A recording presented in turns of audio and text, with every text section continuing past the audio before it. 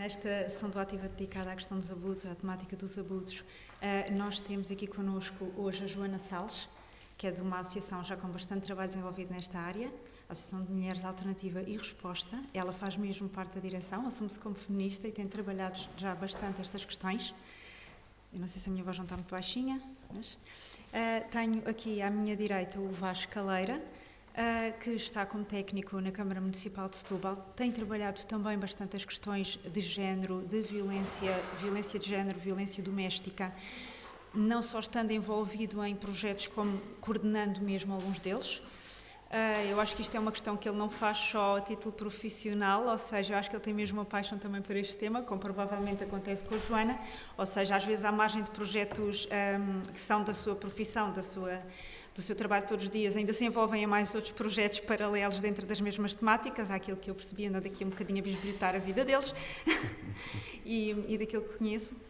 Vou só numa síntese contar aqui uma coisa, é a primeira vez que vou falar disto em público. Vou tentar ser sucinta, vou contar a vocês uma coisa que as pessoas, para quem está aqui, apenas uma pessoa que está nesta sala sabe. Isto está a ser gravado, por isso se eu estiver assim a tremer um bocadinho, vocês não se assustem. Nem os meus amigos, e estão aqui várias pessoas que são minhas amigas, têm conhecimento disto. Mas só para perceberem quão reais estas questões são, e passou aqui uma curta que o mostra cabalmente. No ano 2002, na sequência da publicação do meu primeiro livro, eu fui entregar o livro ao Sindicato de Jornalistas, que tinha sido um dos apoiantes, e fui atacada dentro do edifício do Sindicato de Jornalistas. O edifício fica em pleno chiado, eram 11 da manhã, neste momento eu tenho a minha própria pulsação. Houve um indivíduo que entrou, levava um pacote de livros nos braços, o pacote era pesado, e eu, por norma, subi ao edifício do Sindicato de Jornalistas, que tem 2 andares, ou melhor, o edifício tem 3, mas o sindicato ficava no 2º andar. E subia por norma pelas escadas. Naquele dia, como ia pesada, dirigi-me ao elevador porque vi um senhor um homem entrar imediatamente atrás de mim, e parti do princípio que tinha alguém que me pudesse abrir a porta do elevador. E assim foi. Esse homem entra, passa à minha frente, aquilo está um longo corredor e tem uma porta para um cibercafé. Tinha uma porta para um cibercafé que costumava estar aberta àquela hora. Por azar, naquele dia, naquela manhã estava fechada. Eu vou pelo corredor fora, o homem abre a porta e diz qualquer coisa como que coincidência, ou uma palavra que eu apaguei da minha memória, até hoje não me consigo lembrar exatamente a palavra que ele disse, qualquer coisa como isto, que coincidência encontrarmos aqui. Assim, eu pensei, frase estranha para ser neste contexto, mas ele abre a porta e faz-me sinal para passar, e eu, como estou pesada, entro com os livros nos braços. Conforme eu entro, e a única sorte que eu tive foi que ele se precipitou. Conforme eu entro, ele agarra-me, eu tenho os livros assim, e ele agarra-me pondo a mão por baixo do pacote de livros que eu tenho na mão. O elevador era extremamente pequeno, era um cubículo, não sei sequer se ele ainda existe nos moldes em que conheci, mas provavelmente sim, o edifício é bastante antigo. E conforme ele me agarra, eu recuo, pondo cotovelos para trás, imediatamente o pacote cai ao chão, rasga-se e espalha os livros todos. Os livros ficaram todos no chão desse corredor. Eu debate-me com ele, debate-me, eu tinha uma mala e a única coisa que eu tive foi agarrei os pulsos dele e recuei a corredor, tinha um corredor para aí com eventualmente uns 6, 7 metros ou mais, portanto é um corredor longo, e eu tinha de conseguir chegar à porta. E essa porta ainda dava para uma espécie de vestíbulo que por fim dava para a porta da rua. Eu recuei com ele, a minha preocupação é que ele estivesse de alguma forma armado. Ele tentava chegar, eu estava com um vestido comprido, preto, lembro-me como se fosse hoje, apesar de já terem passado mais de 2 décadas, e estava com um vestido muito comprido, e a minha sorte foi que ele não conseguia, eu agarrei-lhe nos pulsos, ele tentava chegar até mim e não conseguia chegar, e o vestido tornava difícil uma forma de acesso que lhe permitisse fazer alguma outra coisa. Eu fui andando até à porta, sempre a debater-me, ele foi-me empurrando contra a parede, e eu fui lutando contra ele. Quando chegámos à porta da rua, ele tentou, esse corredor tinha uma porta para o vestíbulo, e essa porta podia-se fechar facilmente. A porta do tal cibercafé estava fechada, que dava para o corredor ao cibercafé estava fechada. Como essa porta, quando ele chega a essa porta, ele tenta fechar essa porta. Eu meto o braço e ele não consegue fechá-la. E foi provavelmente a minha sorte, porque eu consigo arrastá-la até ao vestíbulo, e nisto há uma senhora que vai passar na rua do Sindicato de Jornalistas para o carro em cima da linha do elétrico. E sai imediatamente. Conforme ele vê que há uma pessoa a parar o carro e que ele larga-me, eu estava tão assustada que caí à porta do Sindicato de Jornalistas, escorreguei literalmente porta abaixo. E ele vira-se e diz-me assim para mim, isto eu lembro-me claramente, eu não lhe fiz nada, o que é que eu lhe fiz? E sai rua abaixo. A senhora vem ter comigo e diz-me assim, não precisa me dizer nada, eu já percebi o que aconteceu. Pega em mim, senta-me na escada do sindicato, eu estou a chorar, mas a chorar. Quando finalmente aquilo para, eu estou a chorar, mas tipo rios, vocês não conseguem imaginar a adrenalina de repente. Entretanto, vem uma pessoa do sindicato de jornalistas finalmente a descer a escada, apercebe-se daquilo. Eu fiz queixar a polícia na mesma manhã. No dia seguinte, começaram a aparecer as notas negras da luta corpo a corpo, durante aquele momento. Eu voltei à polícia para fotografar as notas negras. Tudo o que eu recebi foi uma carta, um tempo depois, a dizer que, portanto, isto foi uma tentativa não consumada, mas eu acredito que se houvesse uma tentativa, que se houvesse uma consumação, provavelmente teria sido exatamente igual. Foi uma carta a dizer que eu tinha de ter atenção se não tinha prestado declarações falsas, porque isso tinha implicações legais e penais e por aí afora, e não foi feito qualquer esforço, não tenho dúvida nenhuma, para sequer encontrar aquela pessoa. E aquela pessoa conheceu o edifício, aquela pessoa sabia, quando me viu entrar, aonde se dirigir. Mais tarde eu soube no sindicato de jornalistas que a pessoa eventualmente terá voltado lá, porque começaram a ter informações de que andava ali alguém a rondar, chegaram a ter já não me lembro o que é que eles tinham atrás da porta, mas as funcionárias, que eram sobretudo mulheres do sindicato de jornalistas, chegaram a ter uma meio defesa qualquer atrás da porta e uns meses depois mudaram de sede. O sindicato mudou do local onde estava para umas portas mais adiante, em que a porta era direta para a rua, tinham tudo cheio de câmaras, eu sei porque cheguei lá várias vezes depois disso, e eles tinham tudo com câmaras para filmar as escadas, para ver quem entrava. Ninguém entrava sem passar por um videozinho, e mudaram completamente para evitar estas situações. Mas da parte das autoridades, a resposta foi zero. Portanto, como veem, não é só no vosso país, provavelmente é transversal, geograficamente transversal. E eu pergunto-me realmente se tivesse sido diferente o que se passou comigo, se teria havido algum esforço maior do que este, porque eventualmente até não teria havido. E eu pergunto-me em relação ao Vasco, e pergunto também à Joana, de contacto com situações que vão ter, se é isto que também tem conhecimento, se são situações assim sem resposta, uma vez, se calhar atrás da outra. Não sei se, Joana, queres começar? Ou, sim. É igual. É igual. Ok. Antes de mais, muito obrigada pelo convite de estar aqui e os meus parabéns também ao IPS e por este projeto Ativa-te e também à Câmara de Setúbal, no sentido de também dar apoio a este festival CLIT.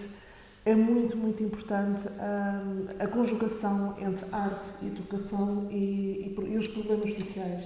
Portanto, esta sinergia, o que estamos a viver aqui agora, nesta manhã, é extremamente importante. Obviamente fico comovida com o testemunho da Helena e quanto corajosa tu foste. E quando estavas a falar, a dar esse testemunho, estava-me a lembrar, principalmente aqui da curta francesa, não é? De animação, que trata a questão do assédio sexual, e creio que não há nenhuma mulher que não tenha passado por algum tipo de situação como aquela. Então, ainda vivemos numa sociedade patriarcal, sexista, não há nenhum país do mundo que esteja imune a este tipo de situações. Infelizmente, eu creio que essa curta sobre a questão do assédio, da opressão patriarcal, sexista na sociedade foi excelente, muito curto, mas traduz muito aquilo que tu sentiste, ou seja, a mulher as mulheres muitas vezes sentirem-se a qualquer instante à beira do perigo, seja na rua, seja quase à porta de casa, nos transportes públicos. E depois, quando ainda ganham coragem para fazer uma denúncia, muitas vezes são desacreditadas pelas próprias autoridades. Tanto toda aquela conversa, isto reportando para um pouquinho sobre o filme, aquela questão, portanto, o polícia, portanto, não acredita muito não dá muita importância à vítima, a própria posição dele a fumar, tipo, olha, mais uma, tipo, isto aqui não é assim muito importante. Depois os conselhos que dá no sentido de desacreditação dela, portanto, olha, só um conselho, não uses saia, não vistas vermelho nem maquilhagem. e termina com nós não podemos fazer grande coisa. Portanto, foi a última palavra do inspetor, talvez seria uma judiciária. E isto, infelizmente, ainda está presente, apesar dos avanços que se vai tendo, e Portugal, mesmo assim, tem avançado muito nas últimas décadas, tanto, por exemplo, na questão da violência doméstica, que é crime público, há 2 décadas. Há também já centros de atendimento para vítimas de violência sexual. Portanto, nas leis evoluiu-se muito, mesmo nas práticas policiais também se tem evoluído, tem havido maior formação aos órgãos de polícia criminal, aos juízes, embora, como em Portugal sabemos, ainda há sentenças completamente chocantes que continuam, por vezes, a culpabilizar as vítimas. De qualquer maneira, queria frisar a questão do papel da sociedade civil, do papel das ONGs e das ONGs, por exemplo, como a Almar. A Almar também tem um centro de atendimento de vítimas de violência doméstica em Almada. Tem uma casa de abrigo também no distrito de Setúbal. Isto estou só a reportar aqui na zona do distrito de Setúbal. E há outras associações que também dão apoio. E pronto, eu trouxe alguns folhetos da UMAR, mas também na internet facilmente as pessoas têm acesso, ou seja, há apoios gratuitos. Por favor, utilizem. Os centros de atendimento têm apoio psicológico, têm assistentes sociais, têm apoio jurídico gratuito para mulheres e também homens. Homens também podem ser vítimas de violência, embora as mulheres sejam muito maior escala, numa escala esmagadora. Pronto, é só para fixar isto, não estamos sozinhas. Se por acaso, como no filme, e também saúdo a realizadora e a equipa do filme, muito obrigada por estarem aqui. Acho que é uma honra termos este prazer, esta oportunidade de estarmos convosco. Nem sempre é possível, quando vamos ao cinema, termos este contacto direto com a equipa de produção dos filmes, de mãos atadas. Portanto, o papel realmente que nós, em inglês chama-se bystanders, né, todas as testemunhas poderemos ter. Tanto pode ser a nossa irmã, como no filme, pode ser a nossa vizinha, pode ser a nossa colega da escola, pode ser a nossa professora, pode ser qualquer uma de nós. Em termos internacionais, mundiais, a estimativa é que cerca de 1 em cada 3 mulheres, alguma vez na vida, sofrerá de violência de género. Ou seja, portanto, que é um número, quer dizer, enorme. Portanto, se formos vendo aqui neste auditório, se calhar somos quase todas raparigas, já que há alguns rapazes também, mas se calhar 1/3 de nós já foi vítima de algum tipo deste tipo de violência. E é bom este tipo de iniciativas para estarmos cada vez mais conscientes, para sabermos ajudar-nos a nós próprios se conseguirmos, ou ajudarmos as pessoas que nos rodeiam a tentar sair deste tipo de situação. Vasco. Ok. Então, primeiro que tudo, bom dia a todas e a todos. Respondendo aqui à questão que a Helena colocou, sim, essa é uma das questões, é uma das razões principais que leva as pessoas muitas vezes a não agirem sequer, a não apresentarem queixa, não é? Porque sabem que o sistema, embora esteja muito melhor, como a Joana diz, portanto, as pessoas receberam formação, as forças da autoridade atualmente já estão muito mais preparadas para lidar com as situações de violência doméstica, mas ainda assim há várias questões que limitam a apresentação da queixa, nomeadamente, quer dizer, primeiro que tudo, pode aumentar o risco para a vítima. Se a vítima continua em casa com o agressor vai receber a notificação, portanto vai perceber e pode aumentar o risco. É preciso criar aqui um conjunto de soluções de proteção para quem vai apresentar a queixa e é preciso, sobretudo, que a gente consiga dar uma volta neste pensamento enraizado que vamos tendo, não é? Nesta questão da sociedade patriarcal que vivemos e muitas vezes que estes comportamentos que vimos daquele polícia, não é? É muito comum. As pessoas chegam para apresentar a queixa e haver uma atitude do tipo, tenho certeza daquilo que vai fazer, veja lá naquilo que se vai meter. Olha que isso é muito difícil de provar. Como é que vai provar uma coisa dessas? E o crime de violência doméstica, na sua grande maioria, é passado dentro de 4 paredes. Portanto, é a verdade inconfessável da família, aquilo que se passa lá dentro. E também, muitas vezes, as pessoas agressoras são bem vistas, ou nem todas têm um comportamento mau ou mal visto na sociedade, estão enquadradas. Portanto, é um crime que é transversal. As vítimas são transversais a todas as faixas sociais, a todas as faixas etárias, não é? Portanto, envolve uma complexidade muito grande. É, de facto, preciso muita coragem para fazer o que tu fizeste, Helena, agora aqui e no momento, porque não é fácil e as pessoas vivem num terror muito grande. E aqui tivemos vários exemplos desse terror, não é? Desde o momento das mãos atadas, em que quando a vítima chega perto da irmã, ela não é capaz de lhe dizer nada.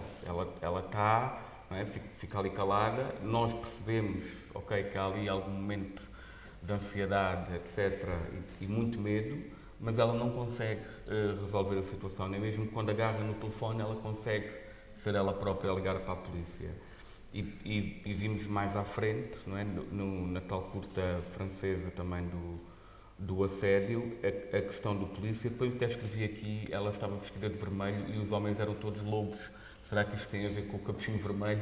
Pensei que pudesse ter aqui algum simbolismo associado também a esta história, porque nós também crescemos a ouvir um conjunto de histórias e a ver um conjunto de filmes, nomeadamente os da Disney, que nos levam para um mundo encantado de príncipes e princesas, cheios de rótulos de como é que deve ser um rapaz e uma rapariga.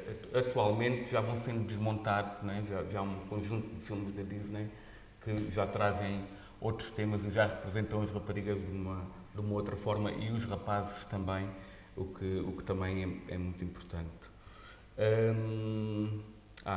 Eu escrevi aqui a paz da verdade, porque no filme No Momento da Verdade, portanto, a rapariga chamava-se Nada, não é? Mas eu não percebia à primeira que ela se chamava Nada. E há um trecho em que ele diz: és a Nada com quem casei. E aquilo para mim fez sentido na mesma, porque ele não queria de facto que ela fosse ninguém.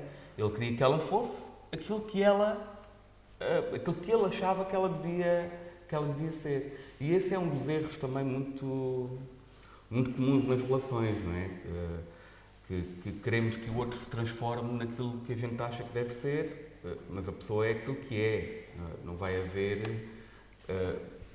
Podem haver pequenas mudanças ou pequenas alterações que temos que fazer para que uma relação funcione, mas eu não me vou transformar numa pessoa que não sou ao longo da minha vida, como a maior parte de nós não o fará.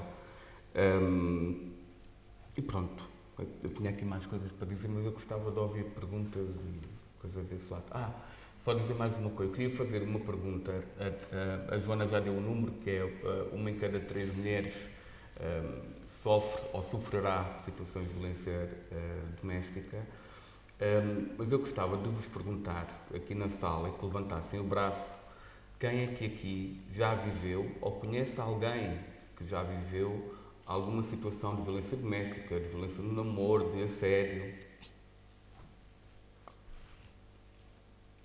Portanto, vemos que poucas pessoas deixaram os braços em baixo e normalmente, quando eu faço este exercício num auditório completo, o retrato é semelhante àquele que aconteceu aqui. Portanto, eu acho que percebi o sinal do Luís. E o Luís ia pedir para podermos registar o momento fotograficamente, para podermos também falar sobre ele. O Luís vai tentar fotografar, ou seja, a mesma pergunta. Luís, acho que tens de estar cá mais abaixo para apanhar toda a gente, porque também há aqui em baixo. Portanto, acho que toda a gente vai levantar o braço ou quase. Se calhar tens de estar aqui mais perto do Filipe. Realmente acho que é importante. Portanto, no fundo a pergunta era quem é que conhece ou já viveu uma situação, ou pessoas que viveram uma situação de violência, de qualquer tipo de violência e de abuso. Portanto, e de facto isto é muito representativo e é muito difícil de controlar e é verdade que as forças da autoridade e que às vezes a polícia e o sistema não funcionam como nós gostaríamos, mas isso não nos deve inibir de apresentar queixa. Aliás, só com a apresentação da queixa e só com levar a cabo estes processos todos, com o questionando as sentenças ridículas que temos vindo a ter nos últimos tempos, ou que têm vindo a público nos últimos tempos, só questionando isso é que a gente consegue alterar alguma coisa. Se não fizermos nada, vamos regredir para a invisibilidade da coisa como estivemos durante muitos anos. Portanto, ok, a situação não está perfeita, há muita coisa para trabalhar, mas foram dados avanços grandes e é preciso continuarmos nesse caminho, na minha perspectiva. Eu ia fazer aqui uma pergunta, porque gostava de saber como é que está uma determinada situação. Eu fui jornalista durante vários anos, em Lisboa, na agência Lusa, e um dos temas que acabei a abordar, entre as muitas coisas que me parar às mãos do jornalista, era uma situação relacionada com esta questão da violência, em que, quando uma pessoa era vítima de violência e se deslocava ao hospital, o que é que acontecia? Tal como, aliás, sucede noutras situações, como um atropelamento em que não sabemos quem foi o autor do atropelamento porque o carro se pôs em fuga, se a pessoa não pudesse indicar o agressor, a pessoa tinha de pagar o episódio de urgência por inteiro. Porque quando há uma agressão, a despesa é imputada ao agressor. Se não houver um agressor a quem imputar a despesa, a vítima tem de a pagar. Na altura em que eu fiz a peça, o episódio de urgência ficava em 100 e tal euros. Lembram-me perfeitamente isto. O que é que acontecia? Muitas pessoas não declaravam o agressor porque o agressor era o marido, por exemplo. Uma das pessoas com quem falei, o agressor era o marido. E ela não foi apresentar queixa porque, se ela apresentasse queixa, se ela no hospital dissesse a agressão foi feita pelo meu marido, ele era intimado pela polícia, ou pelo menos iria receber qualquer. E ela receava que ele voltasse a repetir o episódio igual, da mesma forma ou ainda pior. E sabendo que, se não fosse assim, se fosse ela a dizer que, olha, não sei quem foi, olha, agrediram-me na rua, teria de pagar o episódio por inteiro, o episódio de urgência por inteiro. Essa pessoa não apresentou, não foi sequer ao hospital. E isto estava a acontecer com várias pessoas quando eu fiz a peça. Portanto, eu não sei, entretanto, porque eu já não estou no jornalismo há algum tempo, depois fui acompanhando os avanços e recuos desta questão, de perceber que depois o Estado acho que também tomou as suas providências, depois, entretanto, acho que houve um recuo. Eu não sei se por acaso sabem, fico sempre curiosa em perceber como é que é a situação atualmente. Eu sei que as vítimas de violência doméstica foi uma conquista, não é? Essa de ficarem dispensadas taxas moderadoras. Mas não sei na prática como é que funciona. O que eu sei é o mesmo também. Portanto, a partir do momento em que as pessoas têm estatuto de vítima, mas para ter estatuto de vítima é preciso apresentar queixa, então, com o estatuto de vítima, as pessoas não pagam taxas moderadoras. Se a pessoa chega não apresentando queixa, portanto, sendo uma pessoa que não é vítima de violência doméstica, certamente terá que pagar a taxa moderadora, assim, na mesma. Não acho que eram 18 euros, não eram 100. Pois, agora não sei quanto é que... Na altura era porque pagava a taxa moderadora mais a comparticipação do Estado. Porque a questão é, nós contamos ao hospital, não é? Nós pagamos a chamada a taxa moderadora, é só uma parte do custo do episódio de urgência. Pois. E então, naquele caso, o que se passava era que a pessoa tinha de o pagar por inteiro. Tinha de pagar a sua parte do Estado, porque o Estado não custeia, não custeia aquele tipo de situações.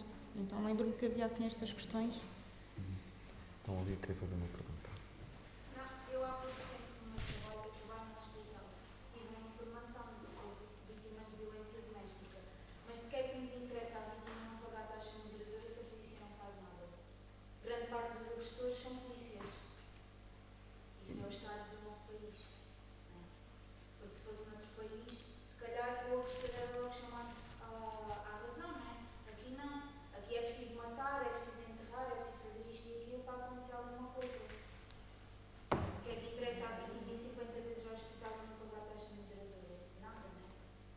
Bem, acaba por ser uma vitória, porque antigamente tinham que ir e tinham que pagar a taxa moderadora. Portanto, não pagar a taxa moderadora é uma vantagem, porque a pessoa já está numa situação de vitimação.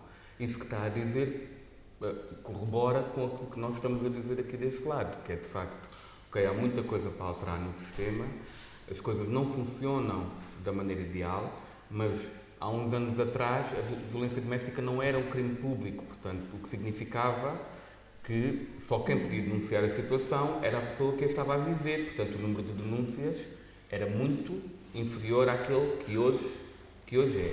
Por outro lado,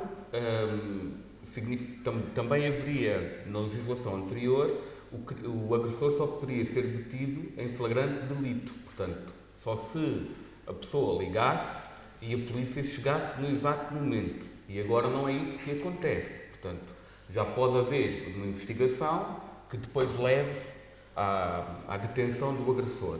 E atualmente são mais agressores detidos do que eram antes.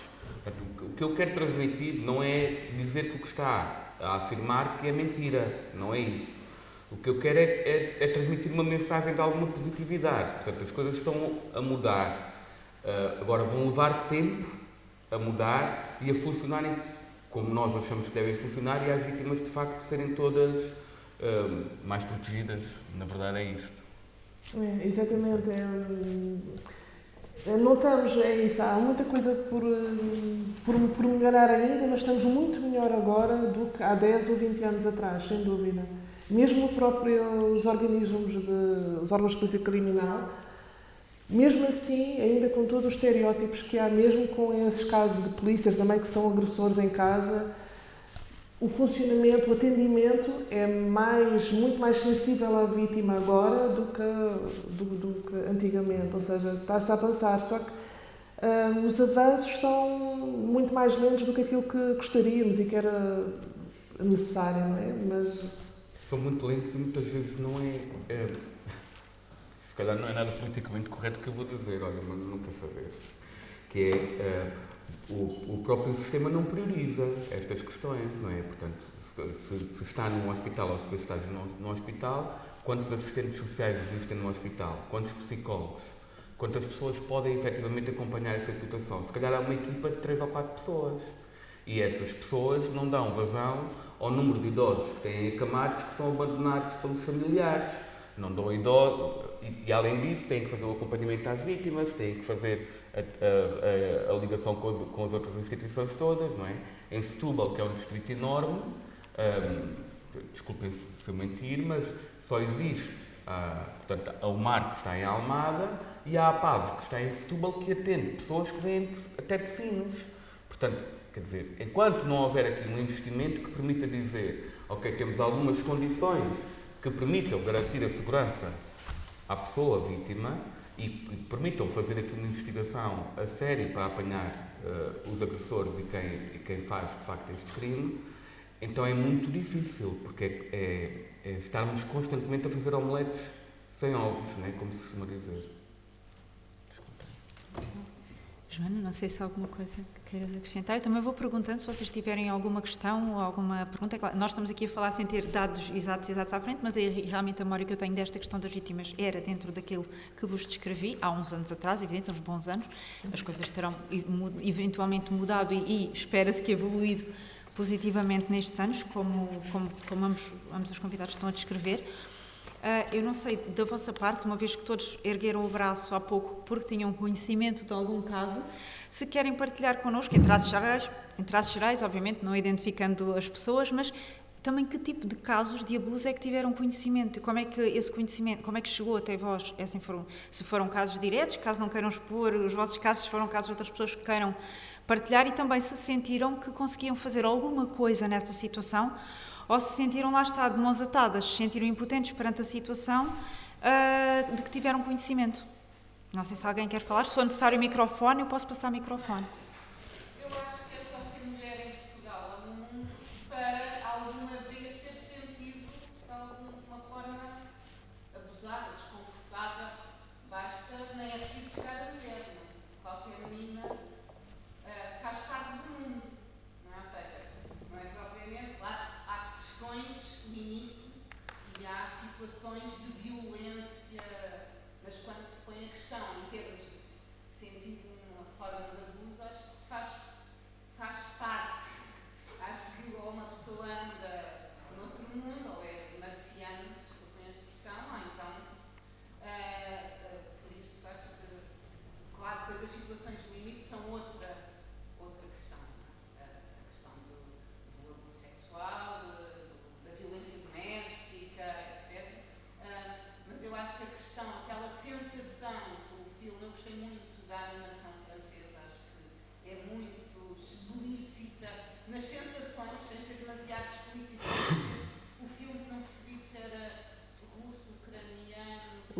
Ucraniano. Mas é muito mais explícito, não é? De alguma maneira, o que estava ali em causa na animação. Achei aqueles simbolismos todos foram. Ali está tudo apuradinho, desculpa a injeção. Mas dá muito essa sensação quando uma miúda sai à noite pela primeira vez com as amigas e pensa perfeitamente qual é o percurso que vai fazer. Mas nem é uma coisa falada, faz parte. E acho que ter consciência disso é que é importante ser falado, não é? Perceber, mas mesmo quase a normalização de uma, faz parte, de certeza que no Brasil é igual, não é? Que essa normalização da questão de quem é que é a princesa e precisa de apoio e quem é que é sempre o agressor. Ou seja, desta maneira, como é que uma pessoa se sente facilmente vulnerável por muito capaz e inteira e agressiva e armada que antes até. Não é? Ou seja, essa é uma situação que eu acho que é só já está. Desculpa. Eu tenho mais uma pessoa. Já agora, quero pedir imensa desculpa, mas vou ter que sair porque vou ter uma aula agora. Mas queria só dar os parabéns pela iniciativa do Castroia, da Câmara. Agradecer muito, gostei muito da perspectiva de que uma pessoa, quando ouve coisas no prédio, o que é que faz? Uma pessoa começa a pensar, eu tive uma situação dessas no meu prédio de violência doméstica. O que é que eu faço? Telefonar à polícia, não é? Mas até tomar uma pessoa, porque ainda está aqui no nossa cabecinha a questão da casa do outro, da privacidade do outro. Entre marido e mulher, olha, Vasco, tiraste-me as palavras da boca. Estava a pensar no provérbio, pronto, que nós crescemos a ouvir isto. A nossa geração ainda cresceu a ouvir isto. E esse exercício que vocês fizeram, e parabéns e obrigado por se deslocarem do lado do oceano, esse exercício eu acho que é muito importante. Como é que uma pessoa se põe? E é um bocadinho esse exercício que eu trouxe os meus alunos de problemas sociais contemporâneos, é disciplina que já acabou há 10 minutos, não é? E de alguma maneira é um bocadinho isso. Um problema social contemporâneo tem que haver propostas da sociedade, das comunidades para solucionar. Agora, demora-se mais tempo ou menos. Mas todos nós somos implicados, se não queres fazer parte do problema, tens que fazer parte da solução. E de que forma é que nós podemos fazer parte da solução? Eu acho que posso ter um trabalho e desculpa porque vou sair. Não consigo nunca avisar. E obrigada por estas iniciativas. Já o ano passado andei por aqui. Espero que aconteça. Eu sei que tenho mais duas pessoas que gostavam de participar. Nós vamos ter que nos ausentar, temos uma aula. Nós gostávamos muito de nós ficarmos aqui mais tempo. Só temos mesmo uma aula que já começou, então vamos nos ausentar. Ok. Eu não sei, Olha, vi outro esperem- dedo. esperem só Era, um não sei minuto. se era a mesma questão ou se ia. Sim, eu queria falar e também dizer da parte daquilo que a pessoa estava a dizer, que basta só ser mulher. E nós podemos ver isso quando saímos à rua, mesmo estando todas vestidas com casacos e com calças compridas, é inevitável que um homem vai olhar para nós e dizer algum piropo. Ainda na sexta-feira estava com uma amiga minha a andarmos na rua e parou um homem no carro que tinha idade para ser nosso avô e começou a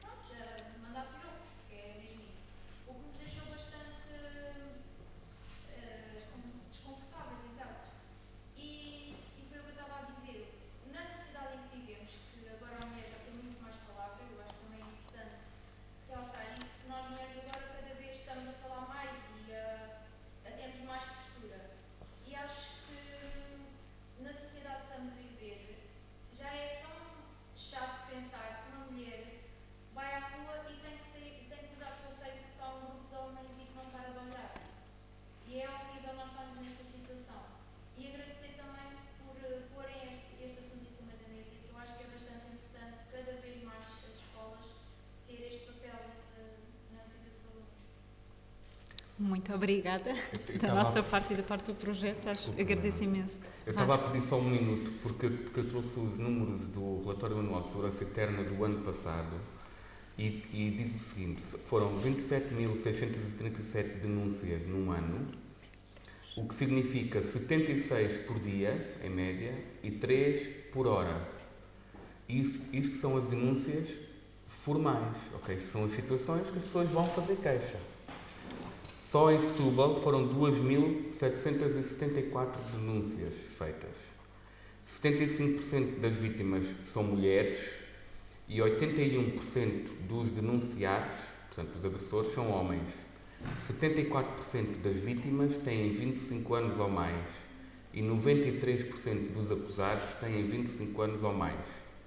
49% das vítimas é cônjuge ou companheira da pessoa que agrediu, 15% das vítimas são ex-companheiras, porque isto significa o quê? O crime de violência doméstica não se esgota no momento da relação, portanto, se a relação terminar e continuar a haver perseguição, ameaças, etc., o crime também é considerado.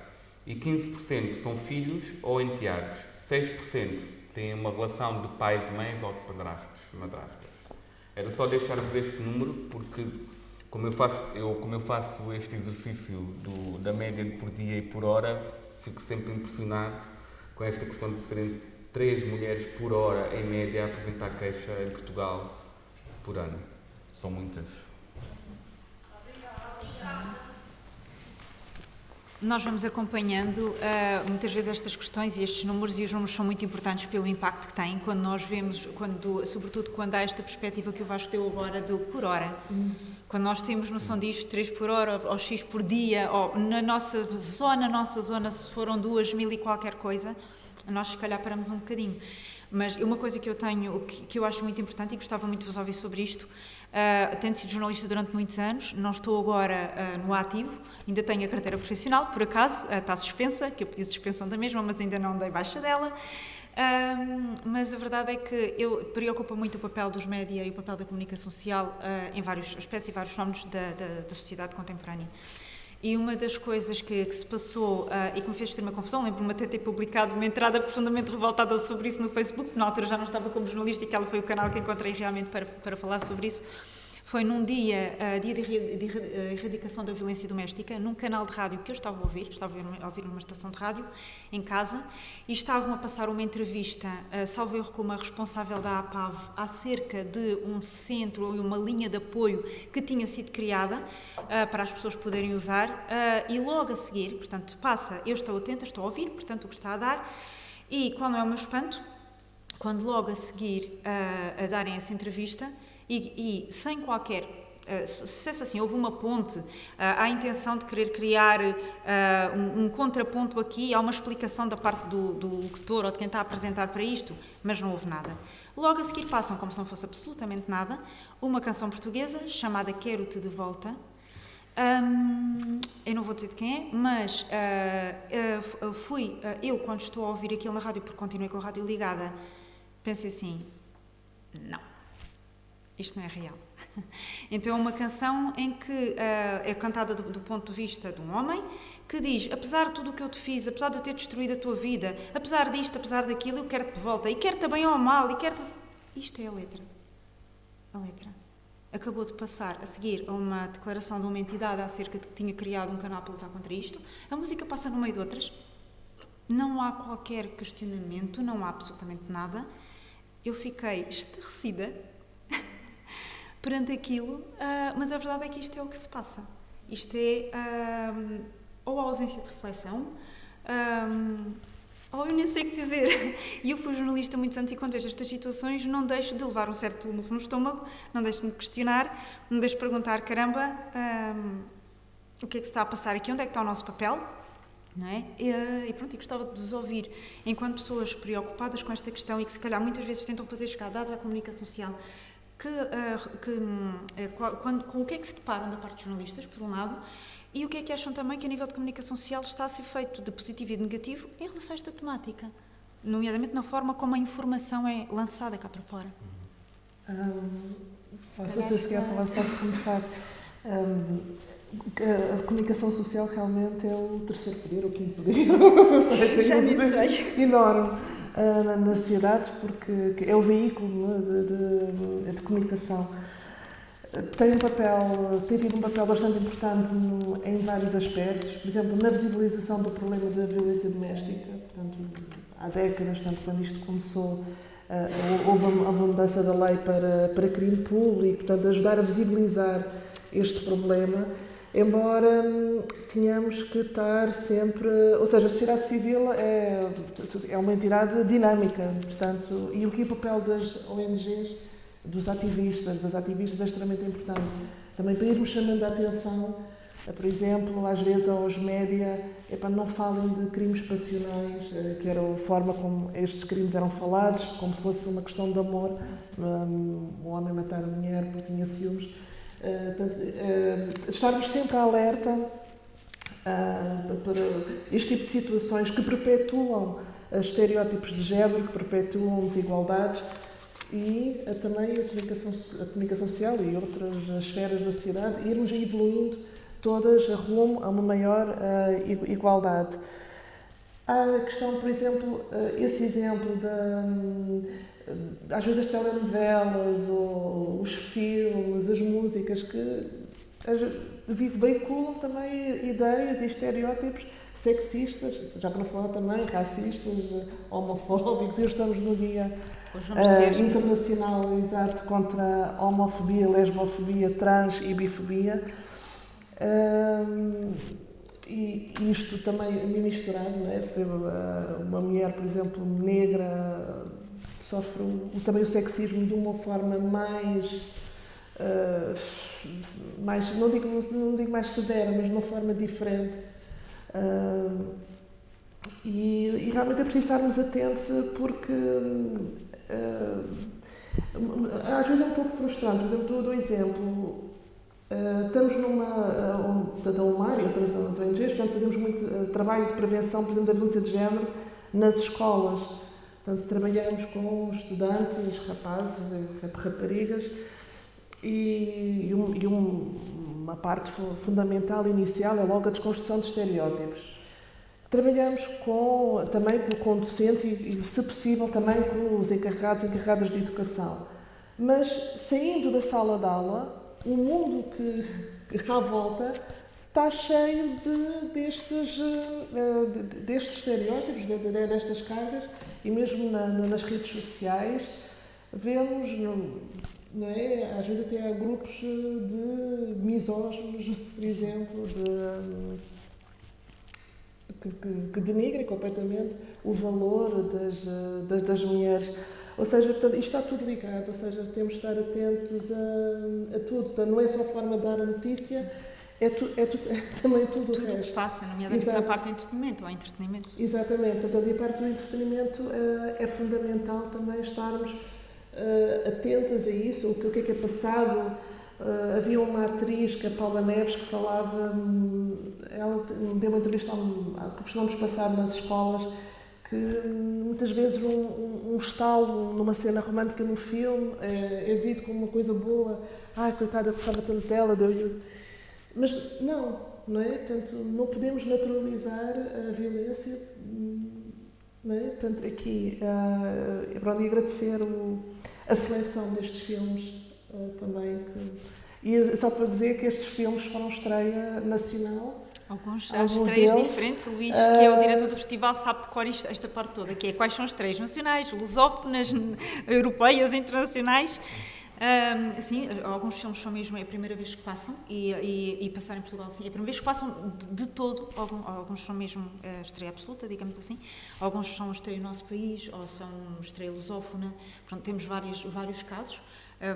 Foi uma coisa muito boa, pronto, realmente. E estes filmes são parte de um leque alargado, enorme, de filmes que nós recebemos no espaço de 15 dias, o festival recebeu no espaço de 15 dias, e muita coisa boa fica sempre por mostrar. Pronto, só o facto dos filmes conseguirem, só os 92 filmes que estão no total do festival, já de si são uma enorme triagem, porque ficou muita coisa boa de fora. Chegaram cerca de 1.500, o Luís talvez me possa corrigir se estiver a errar no número exato, para o festival todo, não só para a secção Activate, mas de facto só estar aqui, independentemente dos que vão ganhar prémios, não vão ganhar prémios, e nós estivemos a passar aí a questão do voto do público, mas só isso, só estar aqui já foi, nem imaginam a malha pelo qual já passaram para conseguir estar aqui. Portanto, acho que reforça o privilégio de estarmos aqui a vermos estes filmes em primeira mão e com a nossa equipa brasileira que atravessou o oceano para estar aqui connosco. E bons filmes, não é? Que nos fazem pensar e não são estereotipados e têm uma mensagem poderosa por trás. Eu estou a ver a Helena ali no público. Eu só queria dizer, primeiro, parabéns para Helena, porque de vítima para vítima eu sei que não é nada fácil falar sobre isso, ainda mais num espaço como um palco, então não vou falar sobre o meu caso porque eu não me sinto confortável, mas parabéns por ter essa coragem. E uma coisa que eu queria, que é da minha percepção, é que a polícia está sempre correndo atrás do prejuízo, não é? Não se toma à frente das coisas. Porque, por exemplo, ainda bem que hoje a violência doméstica é um crime público, mas ao mesmo tempo a gente não está conversando sobre a violência psicológica, que é a fase anterior à violência física, que a violência física é a consumação de uma violência psicológica de muitos tempos, muito provavelmente. Então, e é o que mais acontece dentro dos espaços domésticos, né? Então, é a minha percepção que a gente está sempre correndo atrás do prejuízo e se o Estado, enfim, queria perguntar se isso está em pauta realmente para trazer uma consciencialização sobre a violência psicológica que ainda não é crime. Só aqui a esclarecer. A violência psicológica está dentro do crime de violência doméstica. Não é? E obviamente que a violência psicológica está presente em todas as formas de violência, seja ela doméstica, seja ela sexual, seja mesmo assédio, sempre presente. Pode às vezes escalar para a parte física ou para a parte sexual ou não. Pode ser só uma mulher pode se queixar de violência doméstica e o marido nunca ter tocado nela ou agredido fisicamente. O que não diminui o seu sofrimento e a sua legitimidade de pedir ajuda e de ser reconhecida como vítima. Portanto, isso está garantido. E para dizer que também dentro do crime de violência doméstica está incluída violência no namoro. Portanto, mesmo que o casal não coabite, portanto, violência está incluído portanto, no mesmo âmbito, portanto, no mesmo é crime. Ponto. Agora fez-me lembrar uma questão também da comunicação social, que às vezes, neste aspecto, às vezes não é muito boa, porque às vezes a comunicação social, e acho que temos vindo a piorar a nível dos médias, às vezes há grandes grupos corporativos de média, um pouco sensacionalistas, então que exploram também, às vezes, os casos mais dramáticos ou mais visíveis, normalmente são agressões físicas muito extremas, o que acaba por passar a mensagem sequer para o público, aquilo é que é violência e se não chegar àquele ponto, então não é. Portanto, essa mensagem portanto, é equivocada. Portanto, uma mulher pode ser agredida apenas psicologicamente, apenas entre aspas, e estar absolutamente em baixo como uma outra vítima. Ou seja, e nunca podemos comparar sofrimentos, dizer, não, esta é mais vítima do que esta. Pois, claro que no atendimento, nos centros de atendimento, há escalas de risco. Claro que há mulheres que estão em maior risco, por exemplo, de serem assassinadas do que outras, mas nunca podemos dizer tu não és vítima, ele só te insulta, não faz mais nada. Não, ninguém sabe como é que isto é recebido e é trabalhado aqui por dentro. E é por isso que a educação é tão importante, né? Fundamental. Porque é o caso de, pronto, é crime, ainda bem que é crime, mas chegar igual a Francina conseguiu colocar super bem, que o inspetor falou, podia ser pior. Então, é o caso de ser diminuído por conta de uma cultura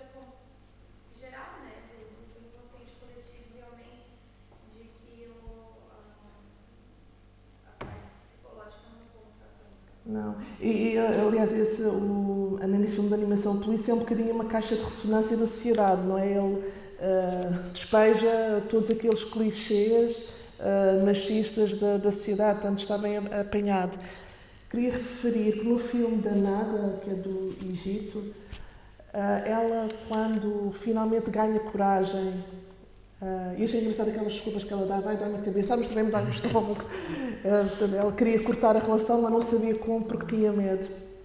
E um dos argumentos que ele utiliza ao telefone é a mulher é mais prejudicada em caso de divórcio. Portanto, os agressores sabem muito bem como manipular as vítimas a seu favor.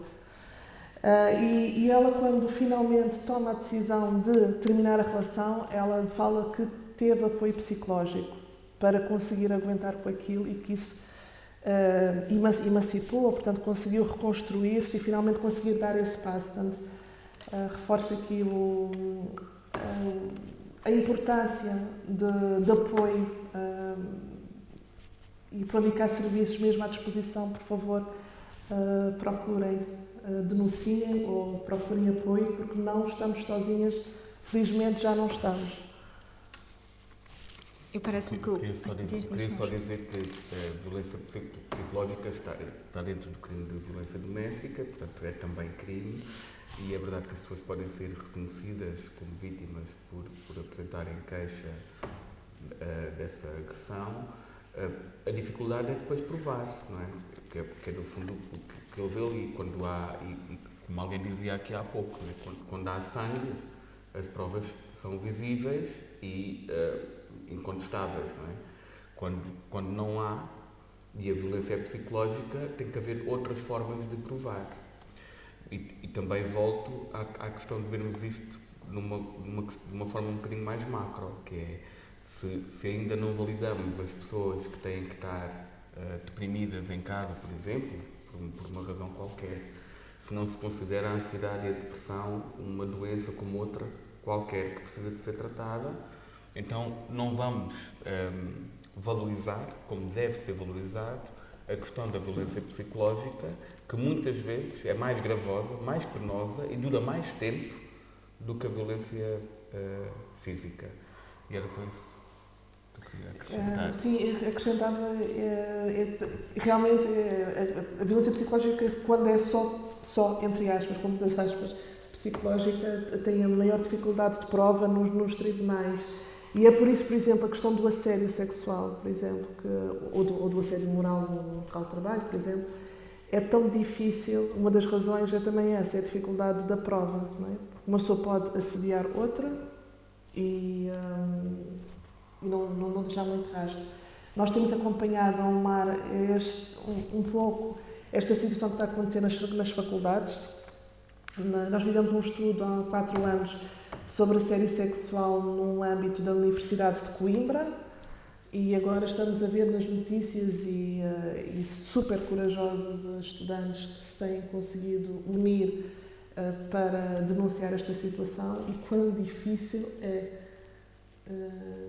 E faz-me lembrar um pouco a cena do último filme do ucraniano. Aqui um paralelo, apesar da situação daquele filme ser pedofilia, mas elas chegam a um certo ponto onde se reuniram, tentam agir de alguma forma, claro, daquela forma um pouco mais para filmes, extremada, mas é um pouco apesar de terem tudo muito bem planeado, no fundo o Golias ganhou. Ou seja, e estamos a assistir isso um pouco na Faculdade de Direito e muita pressão sobre quem denunciou, infelizmente. Elas se sentem-se um bocadinho assim, umas que foram à televisão com a cara tapada e a voz distorcida, ou quem conseguisse distorcer as vozes e espalhou na net, portanto elas foram identificadas, portanto é um caso muito complicado. Isto era precisamente um ponto que eu ia tentar tocar agora aqui, estamos quase a ter de finalizar, mas não queria deixar de tocar isto, que é uma das coisas que provavelmente mais preocupa quem sofre um abuso de qualquer tipo, seja uma agressão mais psicológica ou mais física, provavelmente é que proteção vai ter em termos de anonimato. Creio que isto, lembro-me das vezes em que falei com as pessoas nas situações que, de facto, havia esta questão de quão protegido era o anonimato. eu penso que se evoluiu imenso desde uma situação que eu me lembro de ver um dia que abri um jornal quando era miúda, que era o jornal O Crime, que nunca entrava na minha casa, e um belo dia eu deparo-me com um jornal desses. E abro o jornal para ver o que era, e havia uma reportagem de 2 páginas sobre um pai que abusava das filhas. E para vocês verem, pronto, aquilo que eventualmente já se evoluiu, hoje isto seria impraticável na imprensa portuguesa, que tinha umas fotografias do pai, umas fotografias das filhas, era uma miudinha para aí com uns, talvez 6 a 8 anos, e a outra era mais velha, teria cerca de 14. E são fotografadas e postas no jornal, nuas da cintura para cima. Uma delas lembro perfeitamente que aparece à janela com os peitos à vista. Provavelmente se ainda formos ver à hemeroteca, onde está guardada a imprensa portuguesa, provavelmente ainda conseguimos encontrar isto. Eu estou a falar de memória, mas tenho muito poucas dúvidas, ou seja, resta muito pouca... Tenho quase certeza absoluta de não estar a falhar, não estou enganada, porque foi uma imagem que me marcou profundamente. E depois era o discurso do pai, aquele discurso que, isto é absolutamente chocante o que eu vou dizer, mas muito provavelmente... Ambos já ouviram isto, que era aquele discurso que um pai chegava a ter numa situação destas, que era, então elas são minhas filhas, e alguém vai, passo o termo, isto é muito grosseiro, estreá-las antes de mim. Bem, vocês conhecem, de certeza, já ouviram de certeza absoluta, quando nós éramos mais novos, e nós somos, provavelmente, eu não sei, eu e o Vasco podemos ser mais ou menos da mesma geração. E isto era assim.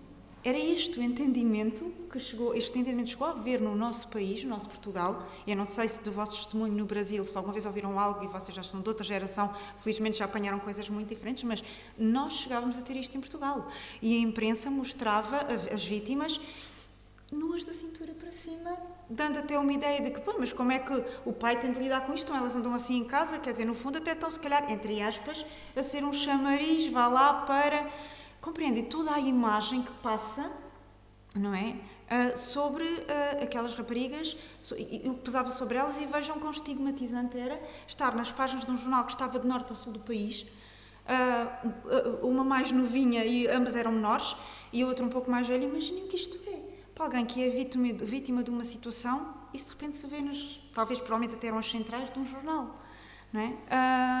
Evoluiu-se imenso em relação a isto, mas hoje em dia também como é que está um bocadinho a situação do anonimato? Gostava só, se calhar para finalizar, de vos ouvir sobre isso. Não sei se o Vasco tem conhecimento mais nesta área, se o Mar está mais por dentro deste aspecto, que é, hoje em dia também que proteção é que a vítima tem, porque quando foi o caso dos julgamentos de pedofilia, houve uma coisa que foi feita, que era não se podia tirar fotografias.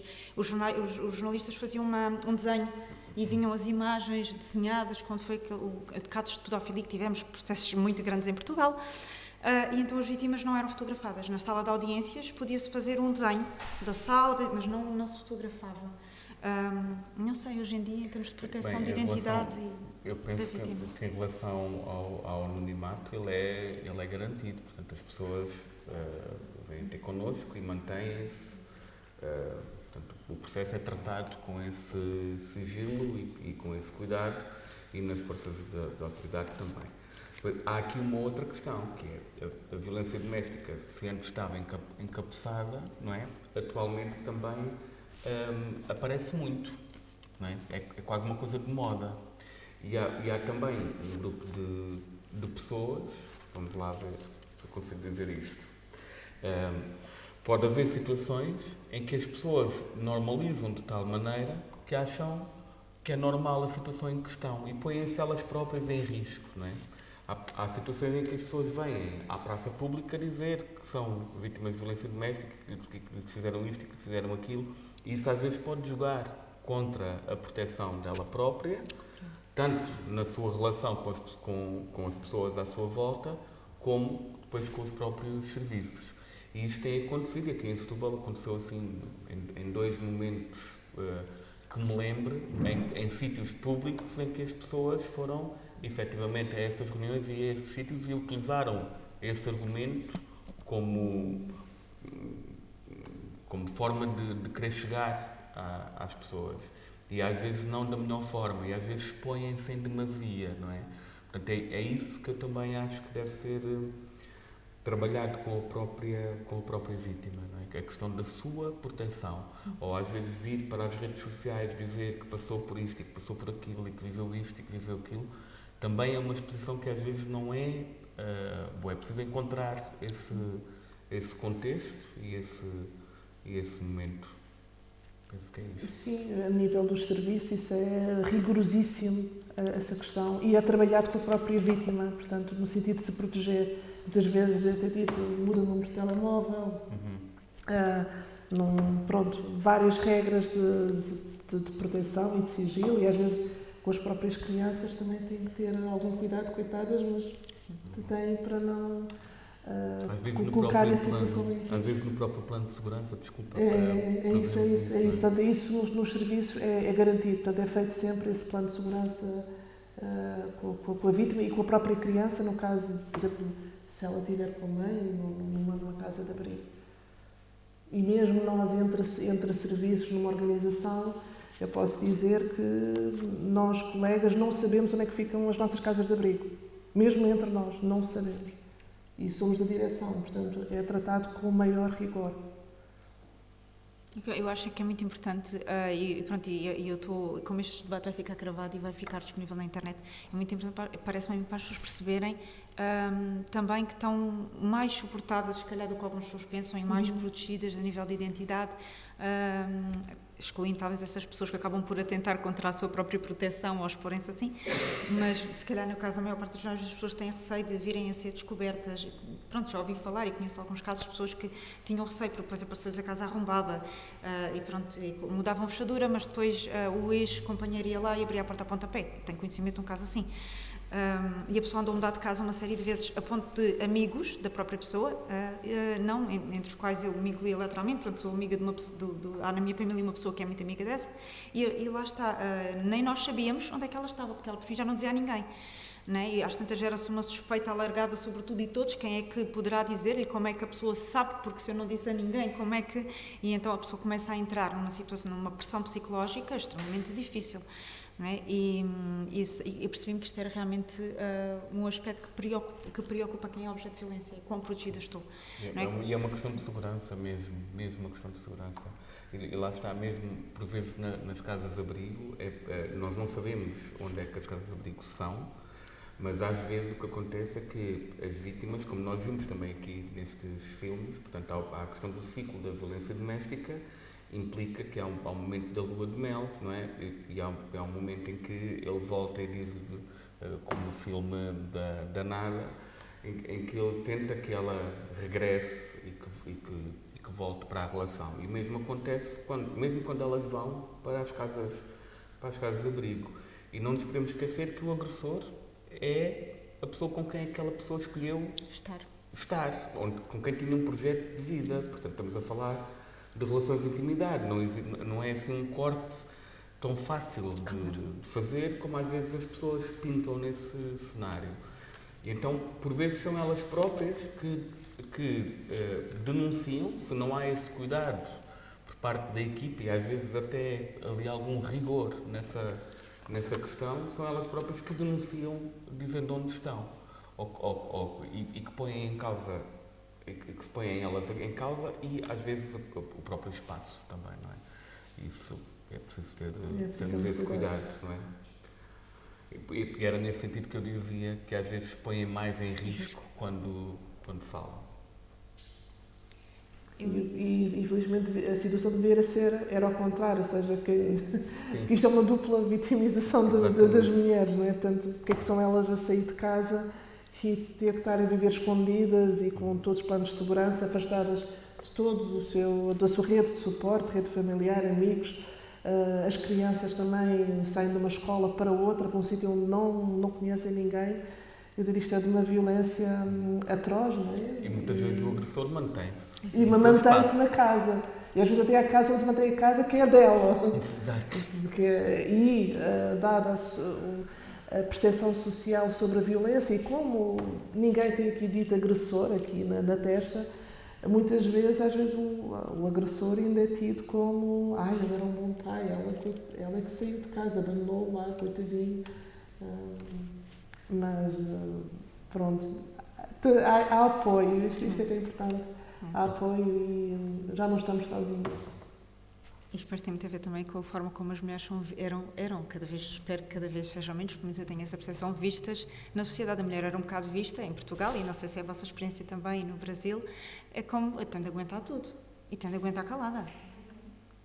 Portanto, acerca de estereótipos também, vamos ter mais 2 debates hoje. Eu não queria encerrar este sem fazer essa ponte. Se puderem, eu não sei se tem possibilidade, Joana, vais-te ficar para... nós vamos ter mais 2 debates ativadores. Hoje o dia é só Ativa-te. Tem este debate agora, tem um debate às 16 horas, aqui também, sobre os direitos LGBT. Vamos ter mais 2 convidados, houve uma alteração no programa.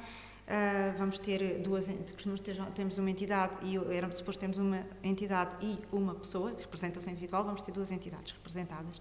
Já estamos a passar na internet a alteração que houve. E vamos ter um debate sobre racismo, e é engraçado porque a Joana aqui de repente tocou nos 2 temas assim, en passant, por causa do que estava a dizer, sobre racismo, é às 21h30, na Caritas da Bela Vista. Para quem é de Setúbal conhece as instalações, quem quiser ir, não sendo cá, peça-nos indicações, até porque nós temos transferistas e podemos levar algumas pessoas que queiram assistir. Portanto, são mais 2 debates à tarde, aqui às 16, mesmo espaço. E ao serão, na Caritas da Bela Vista, é um bairro social, e nós vamos falar lá sobre racismo, vamos ter uma pessoa da SOS Racismo. Aqui hoje à tarde vamos ter a Presidente Ilga, que vai vir, portanto, para estar também neste debate. E pronto, se puderem comparecer, espero que gostem e que possam também fazer perguntas e dar o vosso testemunho. E eu agradeço aos 2 convidados por terem vindo, e portanto eu pedi realmente a quem pudesse para trazer material promocional das suas associações, de divulgação, de informação, e já vi que está ali em cima da mesa, portanto se depois quiserem levar ao que estão aqui, ora vou mostrar aqui, frente e verso, ele é assim, de um lado, do outro. É material que vai ficar disponível, caso queiram informar-se, também porque a ideia do projeto é fazer a ponte entre a sociedade civil e as entidades, e portanto aquilo que se procura é criar, é também que as pessoas que não tenham conhecimento sobre uma determinada entidade ou tenham conhecimento superficial se informem um pouco mais sobre elas, e se quiserem participar, muitas destas entidades trabalham com voluntários também, não só, têm profissionais e têm um grande conjunto de voluntários, que é o que permite que muitas vezes que a sociedade civil se mantenha de pé e tenha as suas estruturas e associações. E, portanto, que se quiserem aderir, às vezes querem dar um bocadinho do seu tempo livre ou têm um espaço que não tem exatamente direcionado para nada, pronto, há muita causa e muita associação que vai gostar de ter o vosso contributo, e a ideia também é fazer chegar um bocadinho este conhecimento às pessoas e levá-las a aderir, porque nós temos uma taxa baixíssima de participação, que devíamos ter de participação cívica a nível associativo, e convinha bastante melhorá-la. Muito obrigada pela vossa presença.